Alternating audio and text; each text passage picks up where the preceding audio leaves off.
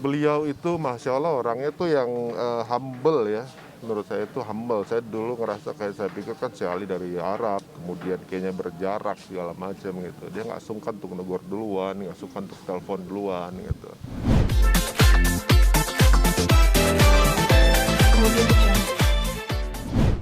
Ya, kadarullah memang pas banget milad beliau, memang janjian tadi di rumah duafa. Kebetulan sebenarnya sehari ketika sakit beliau malah justru membangun rumah untuk kaum duafa. Rumahnya di daerah Krukut kalau nggak salah itu kan. Gitu. Kita lihat bagaimana dia bangun rumah untuk orang lain padahal beliau sendiri masih ngontrak gitu. Nah, kita melihat kondisinya baru sekali ketemu ternyata langsung dibangunkan rumah itu kan Masya Allah banget ya. Kemudian ya kebetulan di momen seperti ini juga sekaligus kita hadir untuk ziarah ke beliau gitu kan. Karena ketika pemakaman waktu kemarin itu saya ingin ikut serta ke sini tapi beberapa kawan bilang mungkin pakai standar protokol kesehatan nggak semua bisa masuk, tapi begitu kan. Pas dilihat ada Irfan Hakim, waduh, itu bisa masuk gitu kan. Ya, tapi kita alhamdulillah kita doakan dari jauh, alhamdulillah. Dan beliau ini kan ketika meninggal justru banyak inspirasi, jadi menurut kita ya mudah-mudahan diterima Allah lah gitu. Kedekatannya seperti apa dengan almarhum? Beliau itu Masya Allah orangnya tuh yang humble ya.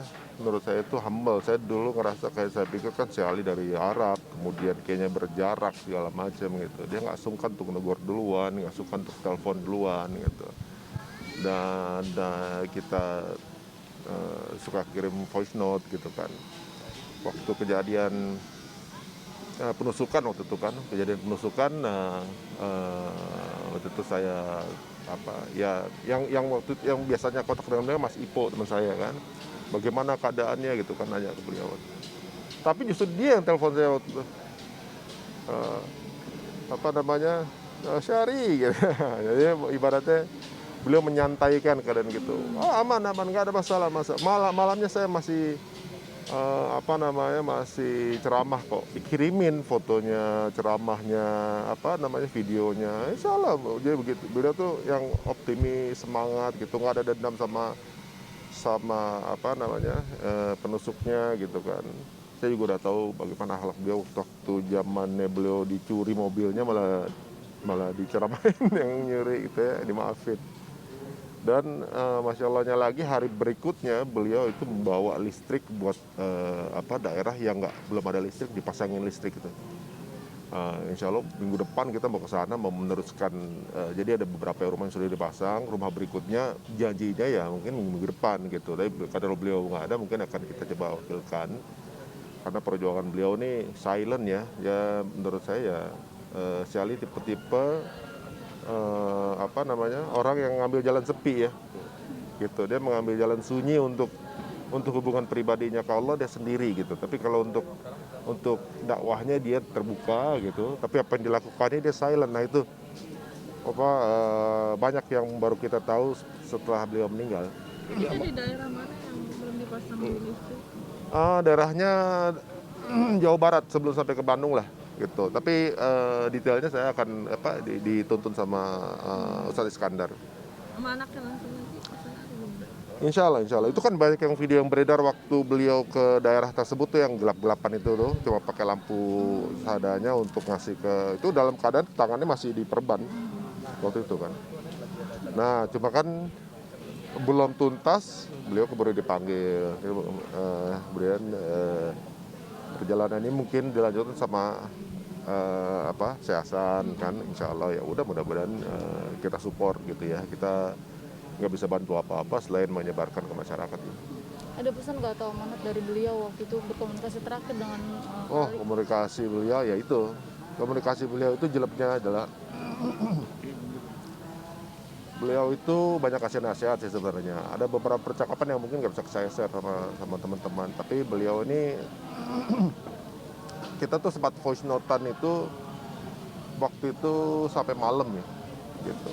Berikutnya nggak dijawab lagi, saya pikir ya mungkin ya udah kemalaman gitu. Nggak taunya beda tanggal beliau balas, tapi WhatsApp saya itu udah udah numpuk 600 folder yang nggak kebuka gitu. Makanya ketika kemarin pesan terakhir ketika saya mau WhatsApp yang pegang handphone si Ali siapa untuk nanya kondisi sebenarnya, karena saya takut kadang kan suka dapat info-info dari keluarga gitu kan, ada yang boleh di-post ada yang enggak. Kemarin sempat saya kepleset yang nggak boleh di-post, saya post gitu kan sempat.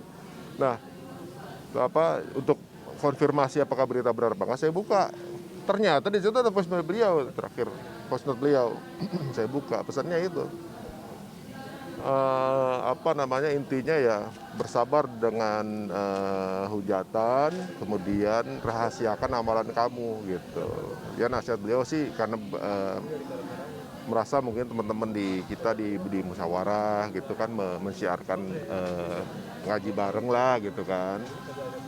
Nah tapi amalan ada yang output bisa didakwahkan, ada yang urusannya pribadi secara rahasia. Nah itu mungkin yang baru kita ketahui dari ungkapan itu adalah hal-hal yang kita baru temuin, fakta-fakta mengenai beliau yang belakangan baru ketahuan. Nah jadi bukan cuma nasihat tapi juga udah ngelakuin gitu. Mas Ari, ini kan kabar saya anaknya saya kan mau dijodohkan dengan Wirda. Gimana mungkin sudah dengar itu belum sih? Nggak tahu. Ya kalau mau jodoh aja nggak apa-apa. Saya bukan bapaknya juga. Maksudnya sebagai sahabat mungkin setuju nggak sih? Ya dua-duanya orang soleh-soleha, bagus-bagus aja sih. Ibaratnya kalau emang udah jodoh, orang tuanya orang-orang hebat gitu. Ya bagus, mendukung lah gitu. Saya sepertinya bukan orang yang berkompeten untuk menjawab itu ya, karena orang luar gitu. Tapi ya ikut happy lah kalau emang terjadi. Ini udah selesai. Saya Kari mungkin melihat sosok Alasan sendiri seperti apa? Bareng aja. Alasan ya kita ngelihatnya beliau tuh sosok ya masih sangat muda sekali ya yang pasti, dan sepertinya ada memang niatan untuk meneruskan perjuangan ayahnya gitu. Jadi pada saat orang banyak yang berkabung, beliau lebih tegar karena dia tahu orang tuanya kemana, beliau tahu gitu. Setelah ini mau kemana udah tahu, dan apa yang dilakukan selama ini pun tahu. Jadi ya pasti menerimanya lebih sabar, lebih tabah gitu, sesuai dengan ajaran yang diajarkan orang tuanya ke beliau. Kenangan Kari sendiri seperti apa sih? Banyak. Kenangannya yang terakhir ketemu beliau itu saya bikin acara International Syariah Economy Forum di JCC secara online. Beliau hadir, yang lain mungkin ada yang online, beliau menyempatkan hadir pada dalam keadaan susah berjalan. Meminta bangku biar bisa duduk. Dia bilang, kalau nggak kuat nggak apa-apa Ustaz, nggak, saya datang. Dia datang, dia duduk gitu ya, dan pada saat selesai gitu kita kan ya seperti biasa adabnya dengan guru pasti ada yang kita berikan sebagai infak, beliau sebar lagi untuk masyarakat. Ya Allah, pulang bawa apa sakit-sakit gitu ya. Aduh, kita dengar cerita itu langsung jelek ya, nggak ada apa-apanya kita nih. Sakit-sakit datang, sakit-sakit. Tadi yang kita dengar itu kan dia yang tilawah tuh, yang tadi di masjid, yang surat Al-Mulk sebelum asar. Itu suara dia langsung, suara beliau. Makanya kalau denger kayak begitu kan, waduh, agak masih ada sebenarnya orang itu ya orang-orang soleh ya, meninggal justru malah banyak ngasih muncul kebaikan. Banyak orang hidup banyak dipamerkan kebaikannya kan gitu kan. Ya mungkin termasuk saya lah, bukan juga orang lain, termasuk saya begitu juga gitu. Nah beliau pada saat meninggal gitu, butuh apa coba kan? Itu yang jadi pelajaran sih. Akhirnya membuktikan juga ya Mas Ari, dalam arti orang baik pasti juga banyak yang mendoakan ya. Iya, maksudnya kan masih ada yang ngajiin gitu ya. Maksudnya ada teori di kedokteran mengatakan bahwa pada jenazah ketika sudah meninggal itu otaknya pendengaran itu masih bisa merespon. Jadi kadang-kadang sampai jenazah itu bisa mendengar langkah-langkah terakhir orang yang meninggalkan kuburan. Gitu, data dibuktikan di dunia kedokteran gitu. Jadi pada saat masih ada yang ngaji ini, insya Allah didengar juga gitu, beliau mungkin jadi peringan. Ya ini orang soleh begini nih. Itu kalau bukan setelah COVID kemarin rame banget pas itu. Jadi ya, aduh saya baper. Jadi Mungkin orang di luar keluarga yang nangis sampai bukannya gimana ya, bapernya tuh lebih panjang tuh beliau, karena beliau meninggal itu sehari sebelum saya ulang tahun. Jadi pada saat malam jam 12 malam itu saya bapernya gini, ada orang yang amalannya udah banyak, udah cukup lah untuk dipamerin kaulah ya misalnya gitu, udah dipanggil gitu.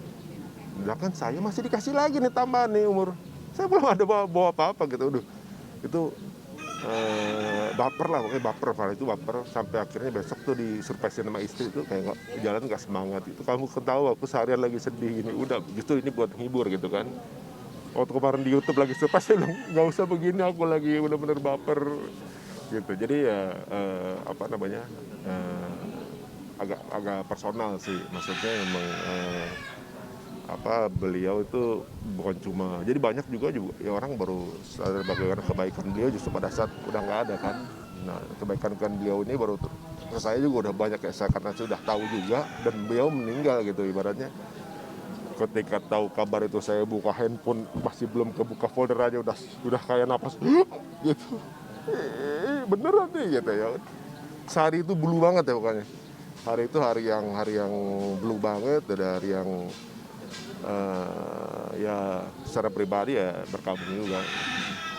Doanya mungkin Ya doanya insyaallah husnul khotimah gitu ya, diterima Allah lah.